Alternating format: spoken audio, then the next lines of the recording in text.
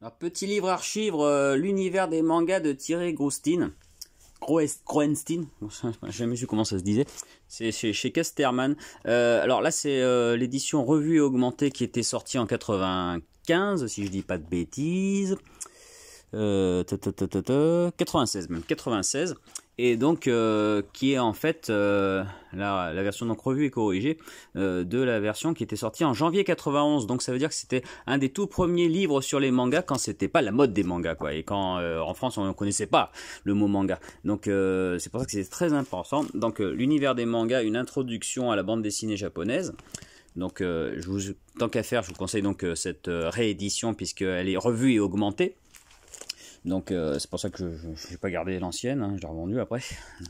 Et c'était vraiment un des premiers livres sur les mangas qui était vraiment très intéressant et qui apprenait à nous autres petits français ce qu'était le manga, parce qu'on l'ignorait totalement à l'époque, hein.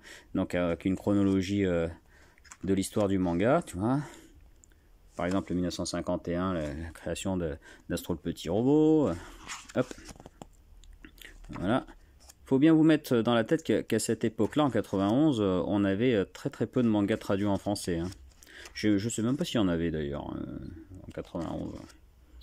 J'ai plus trop la mémoire de truc, mais en tout cas, s'il y en avait, il y en avait peu. Ah oui, si, il y en avait, parce que je vois que... Quoique ça doit être le truc revu et corrigé, ça c'est un truc... Ouais, parce que ça y était pas cette image dans la première version. Je crois bien qu'à l'époque, il y en avait quasiment pas, hein. Enfin, très peu des essais. Il y avait Eve Candy qui était sorti en Candy Poche, quoi. Mais bon, ça c'est un petit peu particulier, dirons-nous. Donc là, ça nous met bien perspective. Et là, tu as vraiment des extraits de tout. Voilà, un petit topo sur les robots de Gonagai, bien entendu, Goldorak, tout ça. Un truc sur Akira. Donc un gros truc sur Tezuka, forcément. Et moi franchement c'est avec ce livre que j'ai fait un peu mes premières armes pour s'y connaître un petit peu plus sur le manga, quoi. Et en plus ils avaient à l'époque traduit bien entendu toutes les cases qui sont dans le livre, alors qu'aucun des mangas qui sont présentés ici n'était traduit en français alors, hein. On notera néanmoins une petite exception avec cette planche de Cyborg 009 qui était restée en japonais. Peut-être un oubli de leur part. Mais sinon, en gros, ils avaient à peu près tout traduit. Là, il y avait du Albator, Nausicaa, Mazinger, tout ça. Et ça parlait vraiment très bien du manga en général. Là, ensuite, on avait un topo aussi sur les auteurs les plus importants. Alors, attends, où est-ce que ça commence le chapitre? Voilà. Donc là, c'était tour des mangas en 29 auteurs. Je crois que c'était 25 dans la première édition, donc ils en avaient rajouté. Bon, il va sans dire qu'à l'époque, Naruto, One Piece, ça n'existait pas, donc vous n'attendez pas à voir ça dedans. Et puis donc là, effectivement, le manga, alors japonaise, donc voilà, il disait un petit peu topo, qu'est-ce qu'il y avait à ce moment-là. Donc, je crois qu'à ce moment-là, voilà, il y a Akira qui était sorti, le cri qui tue forcément, et que c'était un des premiers trimestriels à en proposer. Mais voilà quoi.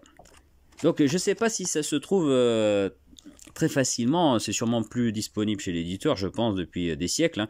Et c'est dommage qu'il n'ait pas fait une autre mise à jour maintenant, parce que bon, une mise à jour de 96, ça date. Donc voilà, donc déjà ils avaient fait un truc entre 91 et 96, il y a eu 2 éditions. Et franchement, ça serait bien de faire une version 2022 de ce livre, hein. Mais à défaut, il est quand même déjà très intéressant, parce que tout ce qui est raconté, même si c'est pas à jour, ça reste vrai, hein, parce que c'est toujours l'histoire du manga, elle n'a pas changé, hein. C'est juste que du coup elle s'arrête en 96, et puis bon, au niveau des éditions françaises, c'est assez limité. Mais c'est un livre que je vous conseille, si vous arrivez à vous le trouver d'occasion, allez-y, c'est un livre culte, quoi. C'est un livre qu'il faut avoir dans sa mangatech et dans sa bibliothèque si on est fan de manga. Voilà, donc Thierry Groenstein, hop, l'univers des mangas, une introduction à la bande dessinée japonaise, c'est chez Casterman. Donc vous avez 2 éditions. Donc si vous voyez une autre couverture, c'est que c'est l'édition d'avant, hein. Donc qui est un petit peu moins complète. Et puis voilà, donc c'est un des livres indispensables qu'il faut avoir. Et c'est pas Nastrafnigo.